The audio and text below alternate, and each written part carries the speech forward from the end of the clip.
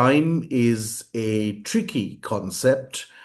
It's always fascinating how, to a certain set of people, there is an abundance of time, and to others, there is a severe paucity of it.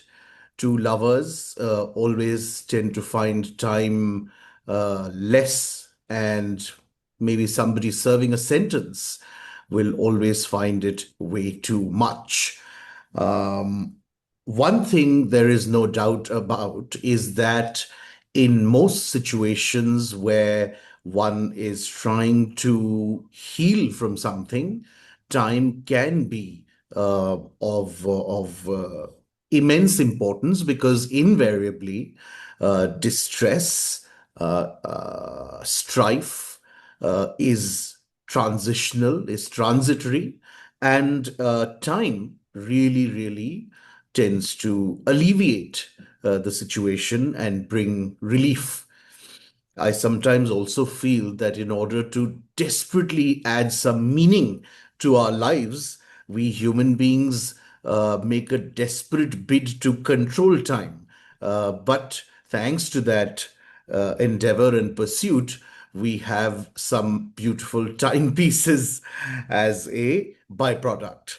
I've been very drawn to timepieces myself, as some of you will know, which has nothing to do with mental health, but it's something that I've really admired since I was a very young boy. Chiefly responsible for that has been an uncle of mine, my mum's younger brother, who is a watch lover himself, a great collector, and in large part thanks to him, I've also been exposed to some beautiful timepieces and come to gain a little bit of an understanding of watches and fine horology. And that is why it is a singular privilege that joining us today is Ed Margulies. I hope I pronounced that right. You did Margulies. great. It was spot on. I've had many pronunciations, but that was one of the better ones. So thank you. Okay, I will take that. So Ed is has a long history in horology,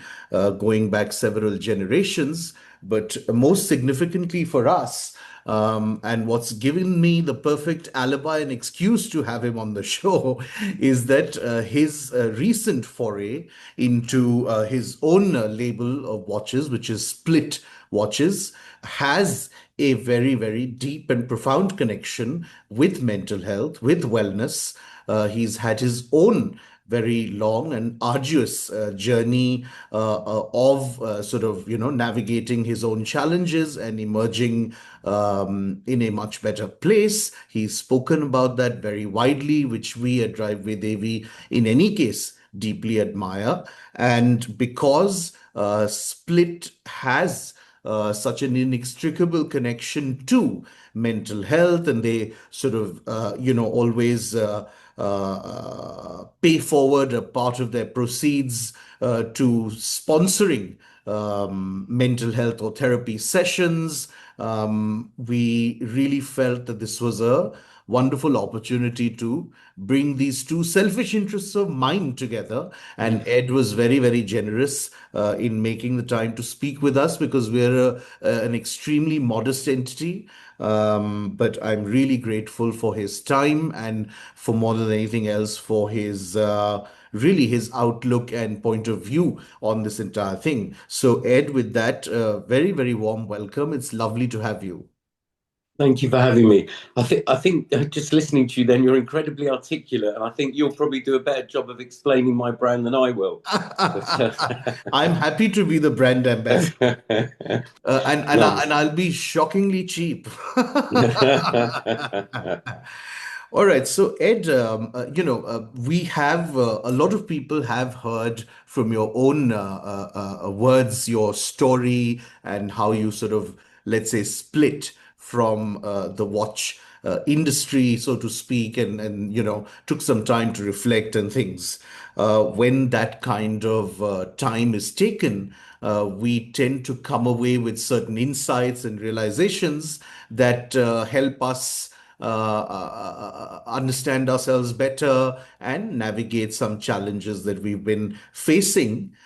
how do you bring that insight and wisdom that you've gained to split now? That's a great opening question.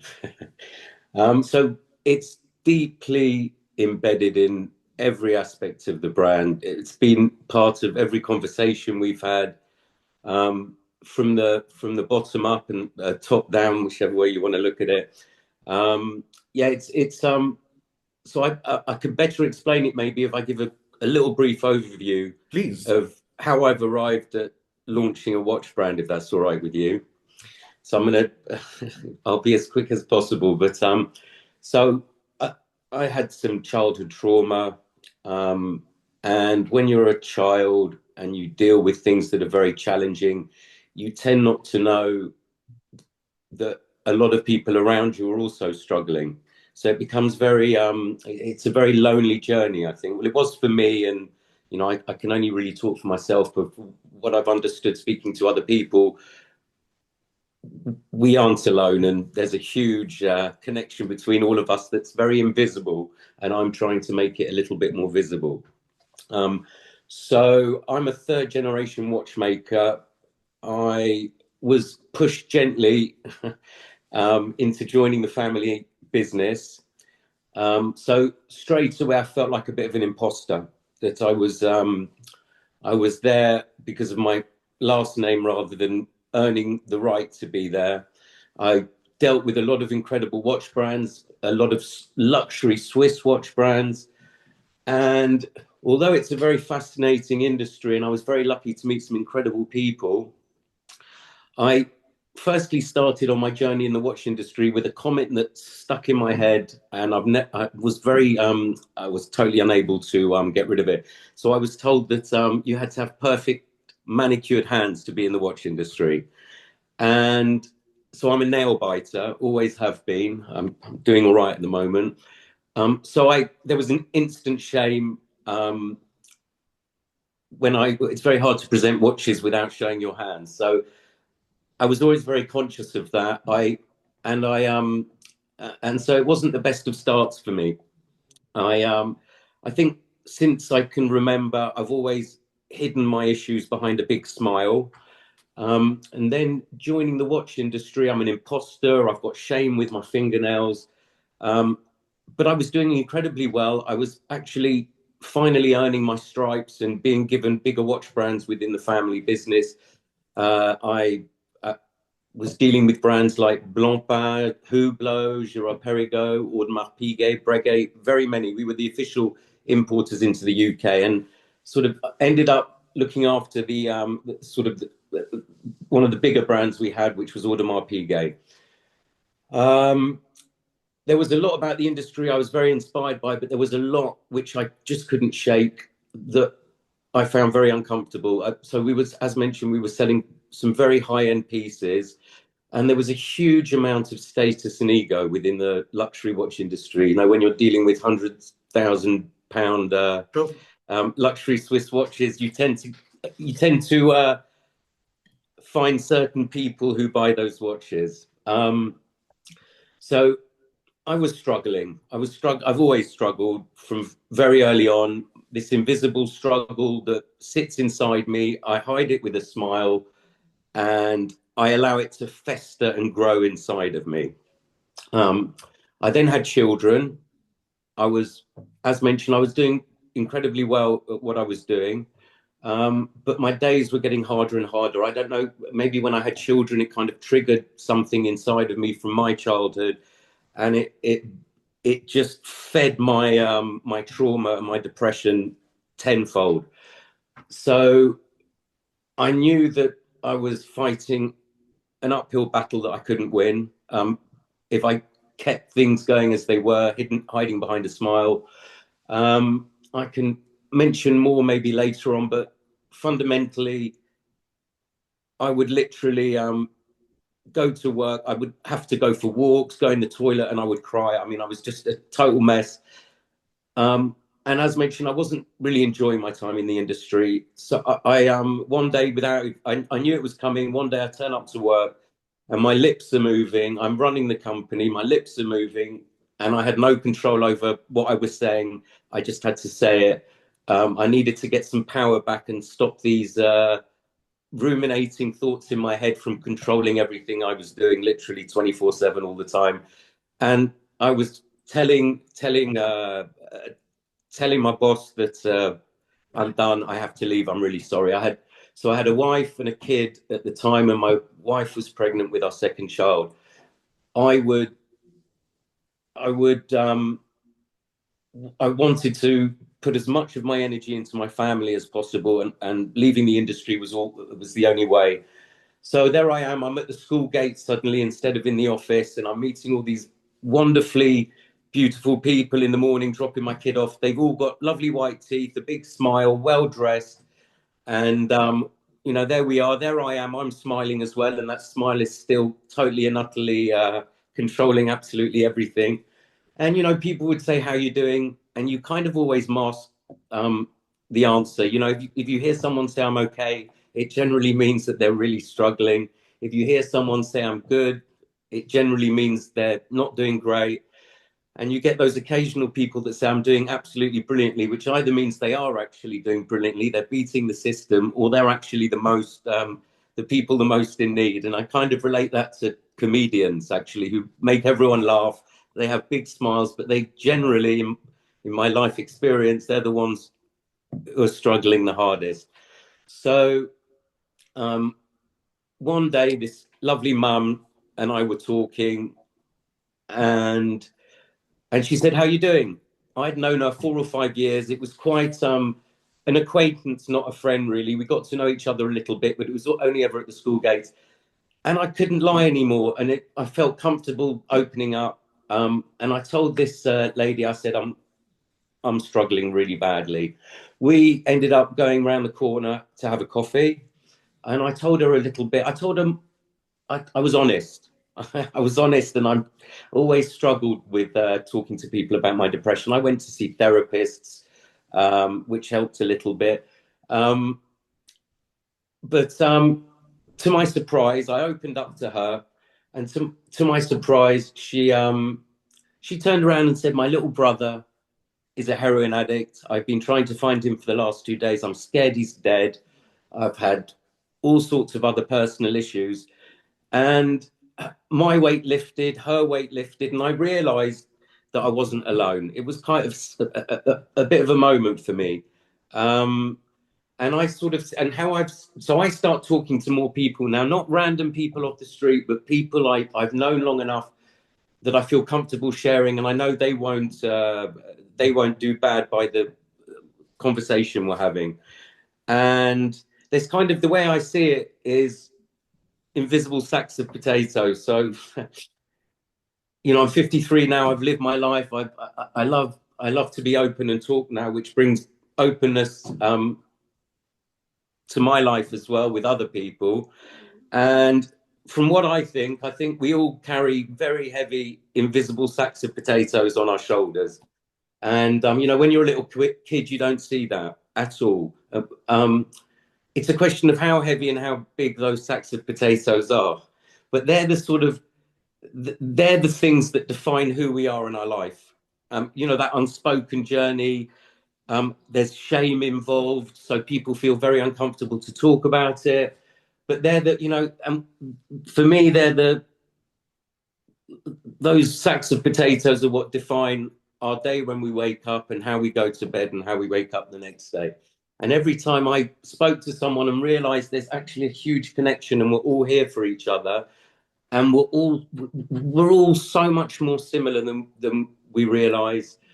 And we need empathy. I mean, we've got to find, because there is a real connection, and people just need to see it. And I think it's about not necessarily trying to find the right answers. It's firstly about asking the right questions, and then you can find your right answers, and then you can move on and feel comfortable, and sort of feel very comfortable around vulnerability. We're a similar age. We probably had quite a similar upbringing in certain aspects, and our parents, I think they, especially males, they don't want to show that vulnerability because they see it as a weakness, which causes all sorts of issues. And I think when something happened, when I realized that actually vulnerability is a huge strength and not a weakness, it really helped me to move forward. So, so just to finish off the story, sorry, I've gone on a bit of a tangent, but I mean, I went to a very bad place. Non-stop comments in my head telling me to, kill myself, whatever. It was incessant. And then it got worrying because I'm in a car driving up a mountain. I've got my wife and kids in the car, and I'm got this head telling me turn the steering wheel to the right. It's all you've got to Gosh. do, a tiny little effort, and it's all over. And that really scared me. And that was also a trigger, and I knew I had to get help because it wasn't going to end well. I was suffering with my physical pains, sort of my mental pains manifested into physical pains. I had something, they stuck me in a litter bin called fibromyalgia. And in the West, we don't have a very healthy way of looking at physical issues. It's always a quick fix. They numb the pain. They don't ever dig deep and try and find why you're in pain. I was given literally within about 2 minutes fentanyl patches from pain specialists. I mean, I was really struggling with my pain a lot, but it was totally, your brain and your gut and your body are all as one. Next thing I know, I'm sort of falling asleep at the dinner table. I'm pretty much a heroin addict without even Mm. realizing I was vulnerable. They could, I was a stick. I didn't have any weight on me. And I went to then, once I started putting the patches and I sort of disappeared very far away from reality, I got hooked on them. I went to go and see another pain specialist who literally wrote me a prescription for fentanyl, which I believe is 50% purer than heroin, literally like it was candy and I was in a candy shop. I then, 5 years later, I went to rehab, and I was that person on a floor with cramps, shivering, trying to get fentanyl out my system. I then come back to London. My kids are a bit like, "Where have you been, Daddy?" It kind of have to be a little bit honest, but with words that they understand. And then I managed to get my mojo, or whatever we want to call it, back, and I found peace. And my wife was incredibly supportive. I was kind of, I'd left that industry, and it was quite hard to get back. I'm at this age, I'm 50 years old, and what do you do at 50 years old? So I had this moment. I looked at my life, and the two things that I knew best were mental health and watches. So that I'm thinking, what can I do and how can I do it best? So I decided, and it's great because I'm back in an industry now where I've got a real smile instead of a fake smile. I don't give a damn about my fingernails as and when I have a little nibble. And I'm doing things very differently in a very traditional industry. So what you say about my watch and how we link it to mental health, it's everything. So we were told that a lot of watch brands use capital letters for their logo. So we intentionally used lowercase letters. We didn't want to be alpha and come across strong. We have an asterisk as our next to our logo, which is about highlighting certain aspects of a story. We donate 1 hour's therapy to our charity partner, which creates safe spaces for youths to be able to talk, because more often than not, there can be quite hostile environments and they want to talk, but they're unable to talk. So we do donations. We present our watches, whether in a magazine or anywhere you'll see our watches, the hands are set to 723, what we call a frown. And the reason I'm doing that is since the dawn of watches, they've been going, I think, for about 300 odd years, possibly more. Please don't flag me, anyone, about that. They always present at 10 past 10, always. And it's a subconscious happy face because people feel more comfortable buying a product that's got a happy face on it than a frown. So, what I'm trying to do with the frown is I'm trying to say, when you're having a bad day and you've got a frown on your face, you don't have to pretend and hide and smile and say you're doing great, because potentially, and with me, it doesn't always help you. So I'm trying to get people to own it and Keep it say, you know real. what, I'm having a bad day. It's not a big deal. I'm trying to create honest conversations. We're trying to find some people that we can work with who are comfortable to talk about their issues, and who are well matched to the brand. And there's many other aspects about what we do with the watch. I'll just give you a last one. So we didn't want a steel bracelet, a nice shiny steel bracelet. Make sure everything's always polished and looks good and shiny. We seem to relate something polished to something good. So my watches specifically don't have any polish in them. We're not trying to look mega expensive. We just want, our watches and the movement to do the talking. And gosh, I can breathe now. Thank you for listening. I'm absolutely amazed to hear all of that, and I know you're saying you sort of went off on a bit of a tangent, but if you will indulge me, I have a couple of thoughts and a few follow-up questions. Please feel free to tell me to bugger off and move on to the No. next one.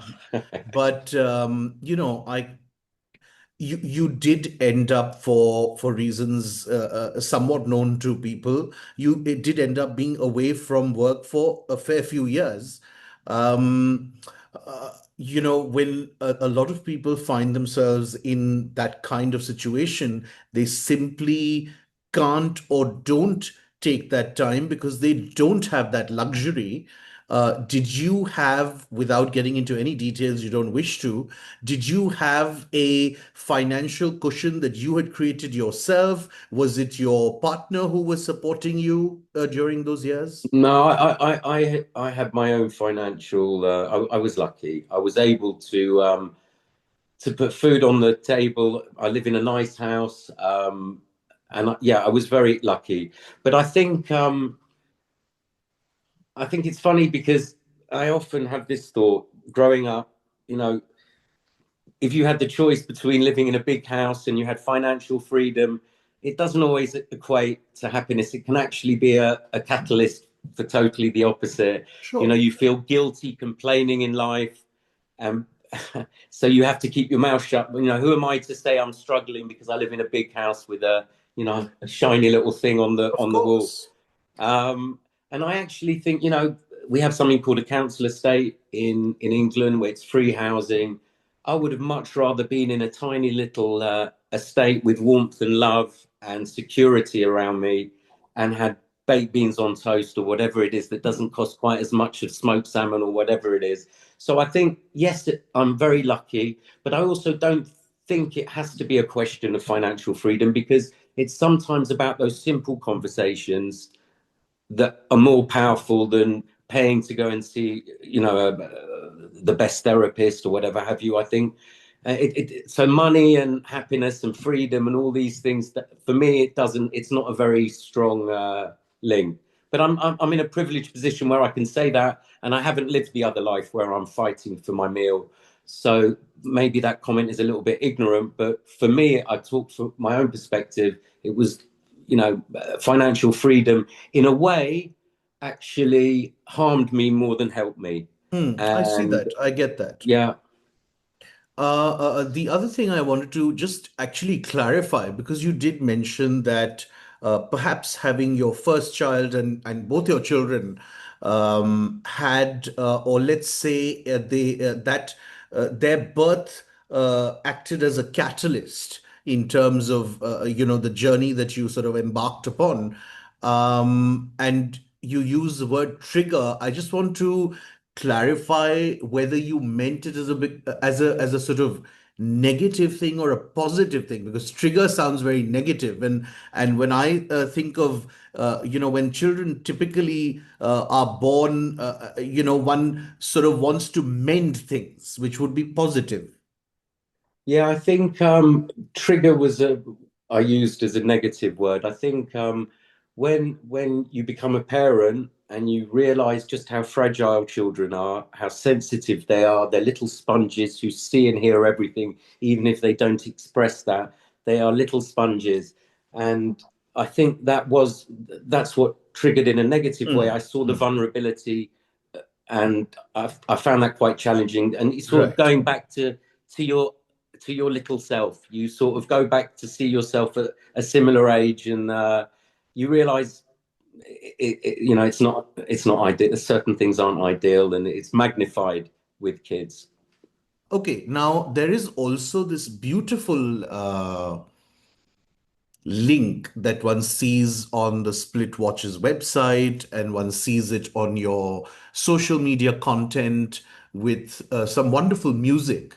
There is a broad and rightly so belief that so many art forms and expressive arts can have an embalming and therapeutic impact and effect.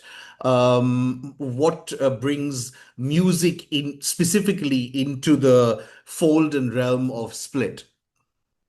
Great question again. So music. So we've got the mental health side we've spoken about, and music is probably they're the two building blocks that are split. So my business partner and co-founder, a lovely guy called Dara, who I've been lifelong friends with, he's got a heart of gold. We started the journey together. He's an ex-musician. He's incredibly passionate about music. We go to gigs together, and there's something about music that's incredibly powerful that brings people together. So I'm going to rewind a bit. So we were very subtle about music. We wanted to set our building blocks around mental health to start our journey, and because it is at the very core of the brand.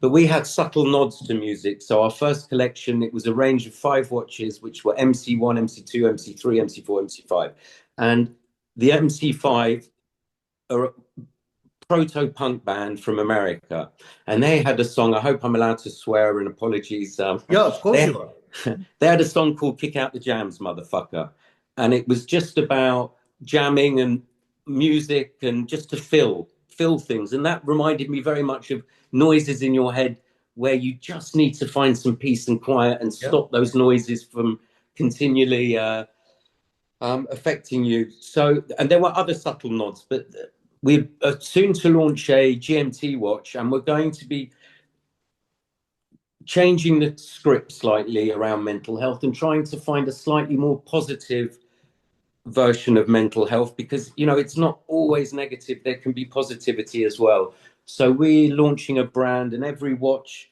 will either have colors that relate to seminal moments in counterculture, so album covers. Hmm. So we also have names, like one will be called the Delta. It's to do with where blues started. We've got a punk watch, and it's about those moments in music where you get pushed outside of comfort zones and boundaries. So, and I think that's quite important, because when we stay within one place that everyone expects us to be in, it's a little bit harder to think outside the box.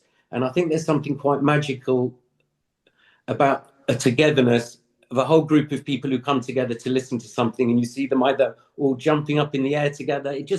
There's a very special connection, and it's a for us, whether it's grunge music, just a music that pushes people, even if you feel uncomfortable, even if you're not a big punk fan and you feel a bit uncomfortable, it takes you somewhere different, somewhere new, and that's where you can really start to think a bit differently.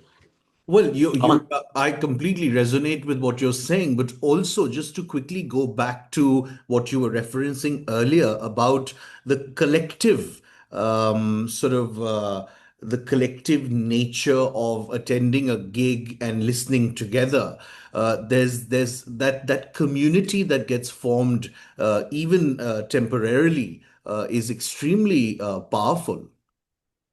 Yeah, I think so, and that's the reason we're doing it. I think there is a power there, and it's a slightly less invisible power. It's funny because it's visible and invisible. When you're jumping up and reacting, you're all there doing the same thing, but you don't. You can look at it in both ways, but so you're by yourself doing it, but we're all connected. We are all connected. And the funny thing, everyone's having a great time. They've all got their potatoes on their shoulders as well, but those potatoes, they get lifted. And you realize, the little me would have thought, I'm at this concert and I'm really struggling. I'm by myself and I can't get into it because I'm different to everyone else.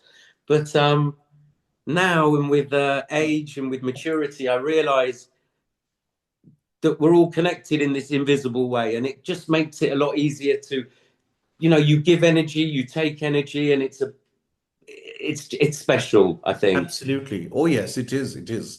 I want to talk about vulnerability a little bit. I know that it means a lot to you. It does to me as well.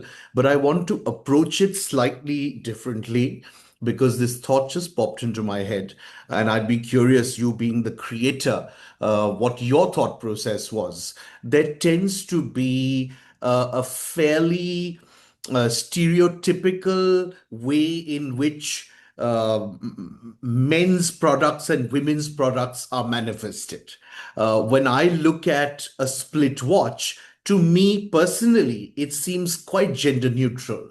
Although it is a sports stroke sporty watch, it's got rounded sort of soft edges and corners, and those are things that I really, really appreciate about it.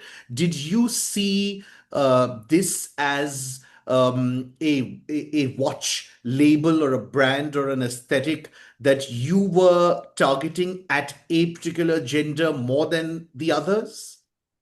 No, definitely not. But there is a reality. Our first model, the MC collections, it's a it's a big water resistant watch, and the only thing that could stop it going on a woman's wrist is the size of the Yeah, watch. yeah. And so we're very conscious of that, and we are starting the process of making a smaller watch. We're in the design process at the moment, and that would allow us to get on more dainty wrists, smaller wrists, people that don't like to have a bigger watch on their wrist. So I am aware of it, and the reality is, I think about 95% of our clients are male, and it's something I want to address, and we are addressing.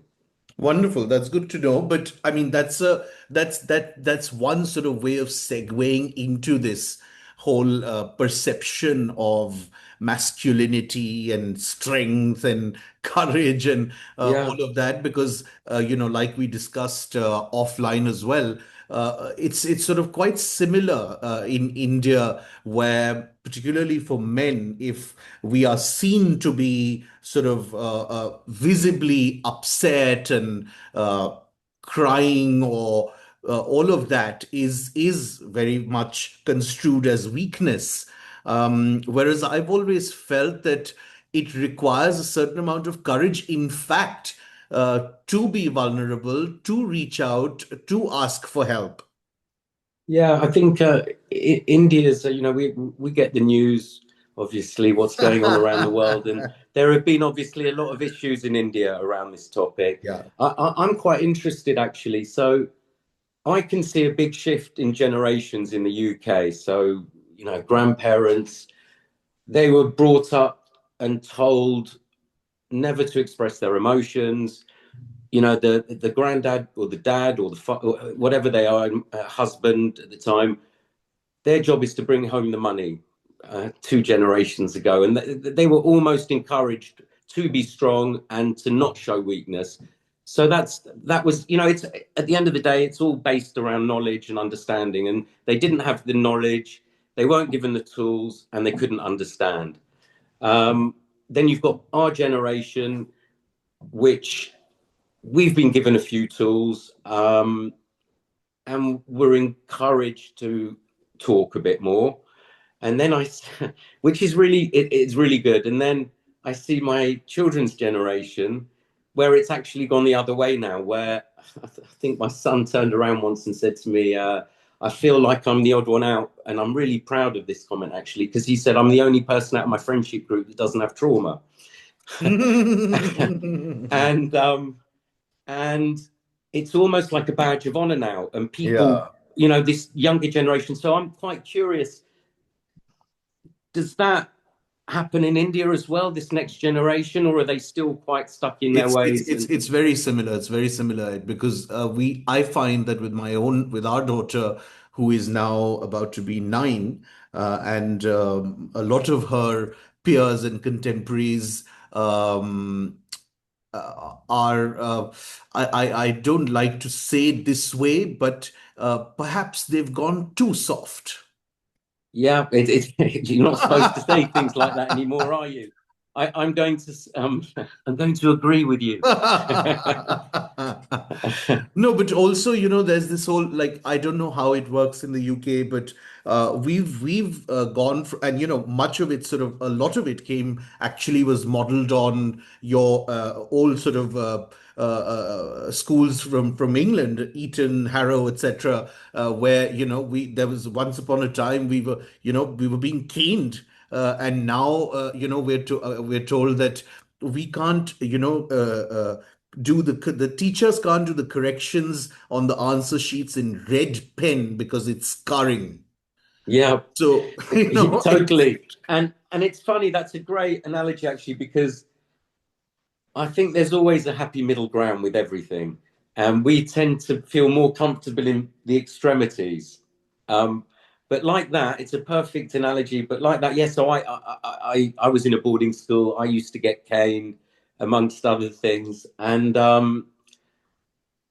yeah, it's now we have a game. We have this game in England. I don't know if you know it, called Conkers. Do you know Mhm. what Conkers are? So you I'm get a not sure. No. conker. If you were in the know, you'd sort of dip it in vinegar for a while, make it strong, and then you get it on a string, and you used to try and hit the other person's conker. Ah. Had very many hours in school, having a great time doing that on the school playground. So that you can't do anymore because it's deemed as dangerous, you know. Yeah. So, and it's a shame. I think there's something quite nice. We were really lucky looking back. I think there was a lot to be really grateful for.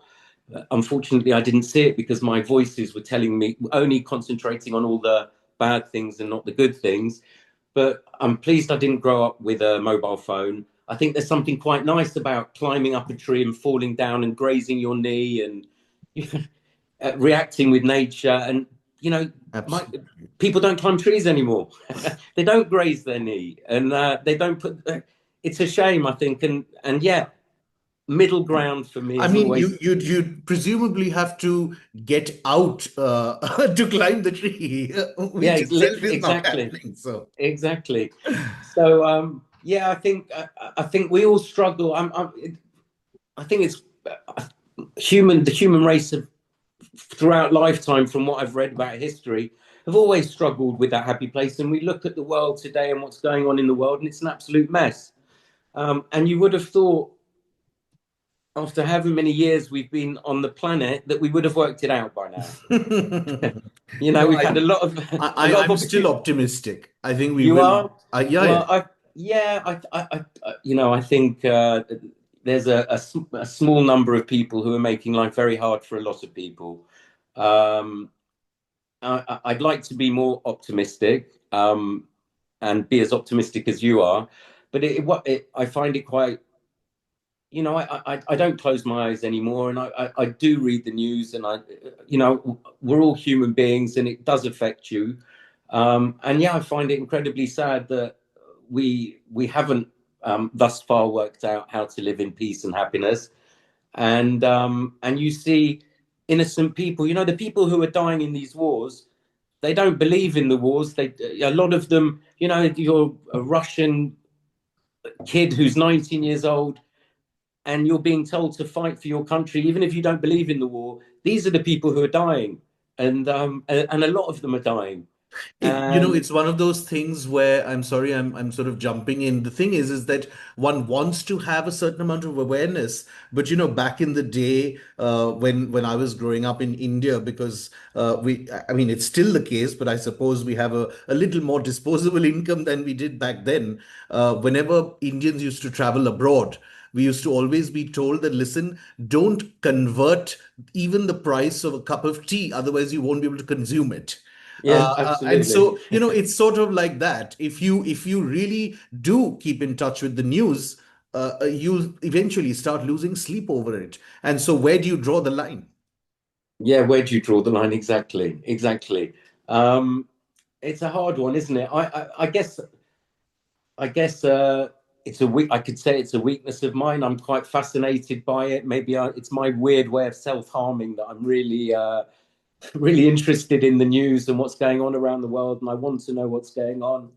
And I'm in my own little way trying to make it better because I still believe that when you love yourself, you can love other people. And I think that's another little shift for me, actually. As I was a people pleaser. And when I was leaving rehab in a room, the day before you leave, everyone says, what's the thing that's going to, excuse my language, fuck you up the most?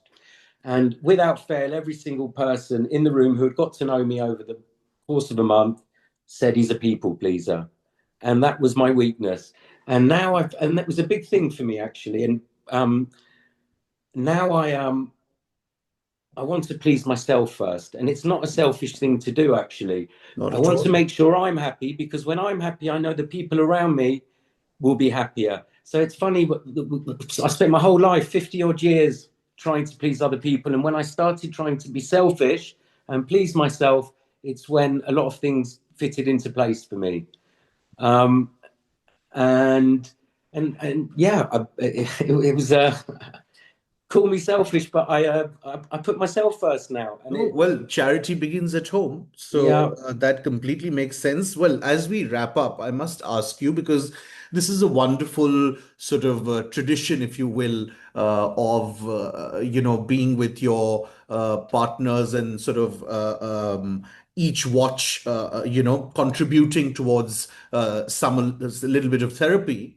Is that something that you intend to carry on? I mean, presumably, as your watch portfolio grows, they won't all necessarily be at the same price point, etc. Great. It's a very real question I'm having with myself at the moment because our chronograph, this one, it's got a beautiful bicompax automatic Seiko movement. I'm really not trying to push my brand here on this. It's not about my watch brand, but so we've got these beautiful watches actually, and I haven't, they're beautifully made with intention, without steel polish, and everything's very authentic. But our new range is going to be half the price. So I have this dilemma. So our donations, therapy is not cheap, and we have to give a certain amount to create that, to donate to our charity partner, to implement that hours therapy. And we're going to suck it up. We're going to still offer that 1 hour donation for our new range, even though it's going to really Oh, hit us wow. hard. Okay. There we go. Lucky me with my shiny thing behind me in a really nice house. um, it's not about. It's not about I'm not driven by money. It would be really nice to be successful. And if Sure. I, eventually I hope I can give myself a salary. And yes, there are implications, on holidays, maybe, I can't go to the Maldives. Poor me. I'll go somewhere else that's a bit less expensive. Really don't care. Um, but it, it's been a great journey, the watch journey, because it attracts really kind people. And we are going to stay authentic. Whatever we do, if we become successful, we're not going to ditch our philosophy at all. And yeah, if it means our margins are decreased, so be it. Hopefully, it will give us an opportunity to spread our word to a bigger audience. It will, and a big shout out to all my clients because we have the most incredible clients because this brand attracts kind people, and we don't get people who want to flash their cash. A watch doesn't tell the time anymore. When I started in the industry, you bought a watch to tell the time. Gosh, I'm at home, and sorry, my front door's No, going. no, I'm it's absolutely fine. apologies. And you buy a watch to tell your story now, not to tell Mm, the time. sure. And the people who are gravitating towards Split, they've got a really beautiful, honest story to share. And they're good, honest people. And it's a joy to come to work and to interact with these people. I become friends with a lot of them. I love my messages I get at certain different times of the day, depending on where they are. We put rotor, by the way, we put messages on our rotors, on our watches, something that's meaningful that will give the wearer a smile as and when they see it.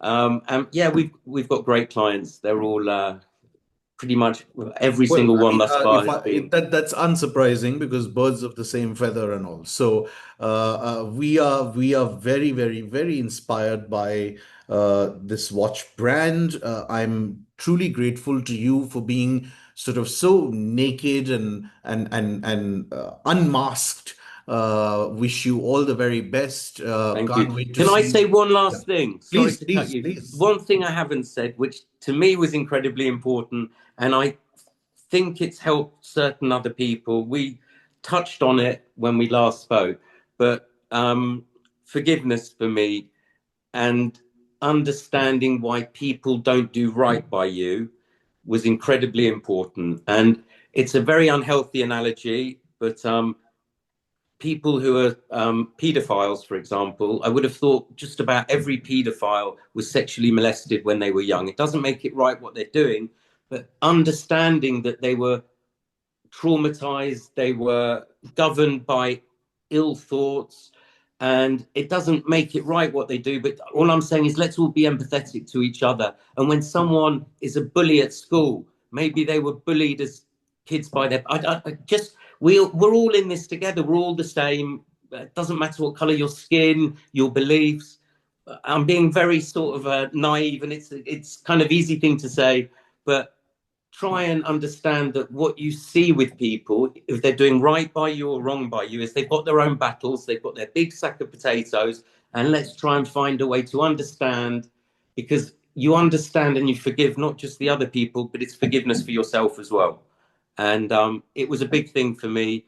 And so whenever you're challenged by a situation, just be a bit empathetic and realize that person who's doing it um, have their own big sack of potatoes. I mean, that makes a lot of sense. I don't know why you say naive because, just to quote a popular TV show, we all have our dark passengers. And what you said earlier, still about, I really do believe that the human race and communities are a lot more similar than we are dissimilar. Oh, very much so. I mean, so I'm going to go back to an old reference very quickly. You've got Ukraine and Russia. Not so long ago, these are brothers in arms. They're next door neighbors, and they are so similar. I mean, Um, you're preaching to the choir. We're here yeah, in India and Pakistan is, yeah, exactly, literally, ridiculous. exactly. Yeah, exactly. But yeah, So we're all so much more connected than we realize. We're all in this together. Let's all help each other and understand. that's a wonderful note on which to conclude. Thank you very much and all the Thank you for having best. me. Thank you.